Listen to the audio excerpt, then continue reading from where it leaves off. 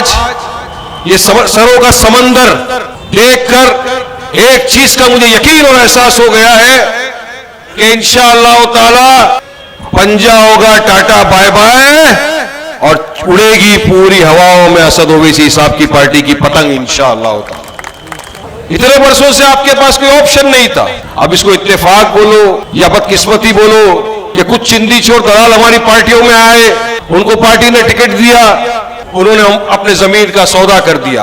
नाम निहाद secular party ने उनको खरीद लिया, मगर हौसले बुलंद थे, हौसले कम नहीं हुए मजलिस के। हाँ, असद भाई आ गए।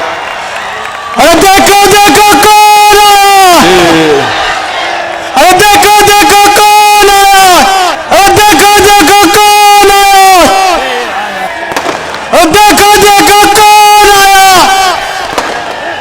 अरे देखो देखो कौन आया, अरे देखो देखो कौन आया, अरे देखो देखो कौन आया, अरे देखो देखो कौन आया। देख लो पंजा छाप। आपने कहा था ना कि शेरवानी को मालवनी में घुसने नहीं देंगे। आज माशाअल्लाह शेरवानी सर पे टोपी नारायण पाक वाली बहन के आपके बीच में शेर आया हैदराबाद से, मजलिस का शेर। एक गीदड़ भपकिया देना बंद करो हम लोगों को। मजलिस किसी के बाप से न डरिए ना कभी घबराएगी, न डरे ना कभी डरेंगे किसी से। क्या कुछ लोगों ने अरे थोड़ी देर सुन लो मेरे को, बाद में शेर की दहाड़ आएगी, अभी सुन लो थोड़ा टाइम। ये मलाड़ की आवाम की तड़प है असद साहब। ये काफी वक्त से आपका इंतजार कर रहे थे कि कब आएंगे असद साहब हमारे बीच, और आज वो ऐतिहासिक दिन आ गया कि बैरिस्टर असदुद्दीन ओवैसी साहब मलाल मालवनी की सरजमीन के ऊपर आए। हमारे इलाके में नहीं आएंगे। अरे इलाके कुत्ते बिल्लियों के होते हैं राजा, शेर है, शेर रखे हिंदुस्तान में दहाड़ता है।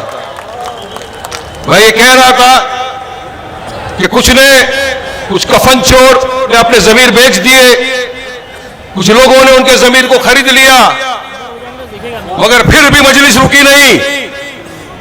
मलाल मालवनी से रिजवाना बहन, इरफान खलीफा साहब, नासिर कुरैशी साहब और उनकी पूरी टीम जो साथ में लगी थी, कभी रुके नहीं। लॉकडाउन में भी रात दिन आपकी खिदमत की है। जो मसले आपके हुए, जिस तरह से मदद कर सकते थे आप उस मसलों को इन्होंने हल किया। इक्तदार की कुर्सी पे ये बैठे थे जब भी तो महाविकास अघाड़ी की सरकार की सत्ता में थे, सत्ता के नशे में धुत थे, पुलिस स्टेशनों में फोन किए जाते थे, झूठे इल्जाम लगाए जाते थे, बैनर नहीं लगाने दिया जाता था हमको, हम जहां बैनर लगाते थे फाड़ दिए जाते थे, मगर रुकी नहीं मजलिस, रुका नहीं इनका जज्बा, काम करते गए। और उस काम करने का नतीजा आज ये है कि मलाल मालवनी की आवाम आज इस मोहब्बत के साथ, पूरे भरोसे के साथ आज ये हाजिर है, ये बताने के लिए कि असद साहब आप आगे बढ़ो, हम आपके साथ हैं इंशाअल्लाह। इत्तेहाद है। मजलिस मजलूमों की, मुसलमानों की, दलितों की, वंचित समाज की आवाज थी है और हमेशा रहेगी। हम अपना काम करने में मानते हैं। हम इनकी तरह नहीं जो कुर्सी की लालच में जाकर शिवसेना के साथ जाके निकाह पढ़ लिए। शिवसेना सेक्युलर है, सेक्युलर है, सेक्युलरिज्म का ढोल ताशा बजा रहे इतने वर्षों से, अब भी बजा रहे थे। क्या यही तुम्हारा सेक्युलरिज्म है? अरे अगर वोट लिया है तो कभी तो मुसलमानों के लिए अपना मुंह खोलो। आज जब से बीजेपी सत्ता में आई है 2014 से हम आप देख रहे हैं पूरी तरह से एक किस्म की मुसलमानों के खिलाफ जंग छेड़ दी है उन्होंने। हमारे हिजाब से शुरू हुई, मदरसे पे आई, हिजाब की बात आई तो मैं आपको बताना चाहूंगा एक बात। जब हिजाब का बैन लग रहा था, हिजाब पर जब कर्नाटक सरकार ने पाबंदी लगाई थी हमारी बहनों के ऊपर कि तुमको हिजाब पहनकर स्कूल में नहीं जाने दिया जाएगा, देश भर में एहतजाज हो रहे थे। बैरिस्टर असदुद्दीन ओवैसी साहब पहले वो वाहिद शख्स थे जिसने उसके खिलाफ आवाज बुलंद की। हमारी मलाड़ की मुंबई की प्रेसिडेंट रिजवाना ईसा खान ने एक दिन कहा, वारिस भाई हमको एहतजाज करना है, पीसफुल प्रोटेस्ट। संविधान ने हमको इजाजत दी है कि हम अगर सरकार की किसी नीति से सहमत नहीं है तो हमको पीसफुल प्रोटेस्ट करने का अधिकार है, हक है। हमने सब तैयारी की। हमने कहा कोई आवाज बुलंद नहीं करेगा, कुछ नहीं, हम साइलेंट मार्च निकालेंगे, मलाड में हमें पीसफुल प्रोटेस्ट करेंगे। हम उन बहनों के साथ कांधे से कांधा मिलाकर खड़े रहना चाहते थे जिनको हिजाब नहीं पहनने की वजह से स्कूलों से निकाला गया था। हम चाहते थे उनके समर्थन के अंदर एक पीसफुल प्रोटेस्ट करें। इन लोगों ने क्या किया, सुबह में 8 बजे, हमारा 9 बजे होने वाला था प्रोटेस्ट, 8 बजे आए, यहां पर रिजवाना ईसा बहन को, उनके हस्बैंड को, उनके साथ उनके जो कार्यकर्ता थे, जो लेडीज थे, सबको उठा के मलाड पुलिस स्टेशन में लाके बिठा दिया। मैं तो यहां नहीं रहता था, मैं तो कहीं और रहता था। मैं तो सिर्फ आने वाला था हमारी बहनों के हक की लड़ाई लड़ने के लिए, क्योंकि हिजाब फ्रीडम ऑफ चॉइस का मामला है, फंडामेंटल राइट है, संविधान है कि अगर वारिस पठान चाहे शेरवानी पहन सकता है, अगर मेरी बहन चाहे तो हिजाब पहन सकती है, उसको कोई रोक नहीं सकता, किसी में ताकत नहीं रोकने की, हमारा अधिकार है। अरे हमारे भी अरमान है कि हमारी बेटी, हमारी बहन, हमारी बच्ची, उसके एक हाथ में कुरान हो, एक हाथ में लैपटॉप हो, संविधान हो, सर पे हिजाब हो, पढ़े लिखे डॉक्टर बने, इंजीनियर बने, बड़ी पत्रकार बने, राज्य का, देश का, खानदान का, सबका नाम रोशन करे। और इंशाअल्लाह उम्मीद है, अरमान है कि एक दिन हमारी हिजाब पहनने वाली बहन देश की प्रधानमंत्री भी बनेगी, हमारा अरमान है।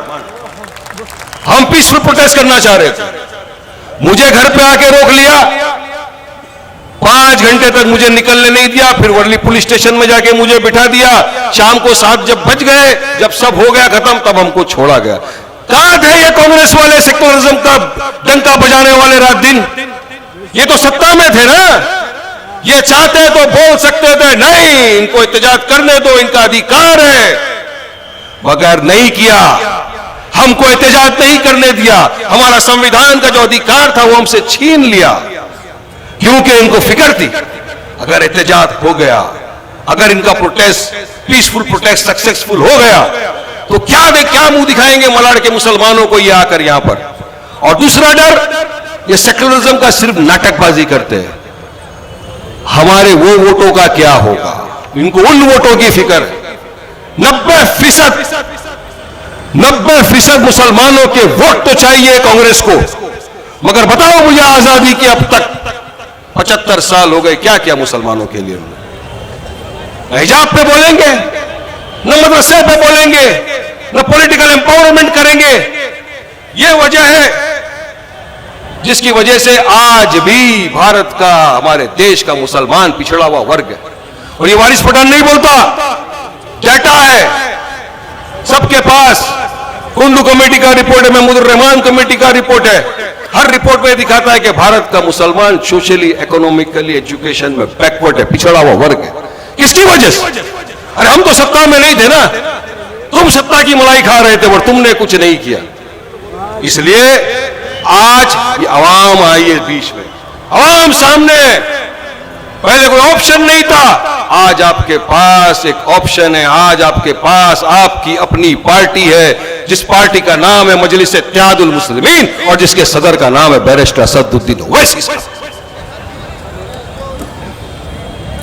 हर मुद्दे पर बात रखने, कादरी पे असद साहब बोले, बाबरी पे असद साहब बोले, हिजाब पे असद साहब बोले, CNRC पे असद साहब बोले, मजलूमों की, दलितों की, जहां कहीं भी मॉब लिंचिंग हुई, ये आवाज नहीं की, असद साहब ने आवाज उठाई। यहां तक कि उनके घर तक पहुंच गए, उनके कांधे से कांधा मिलाकर उनके आंसू पहुंचे, असद साहब ने किया, मगर इनके मुंह में दही जमा, इन्होंने आवाज तक नहीं उठाई किसी ने। तो फिर क्या अधिकार रखते हैं आपका वोट लेने का, बताओ मुझको।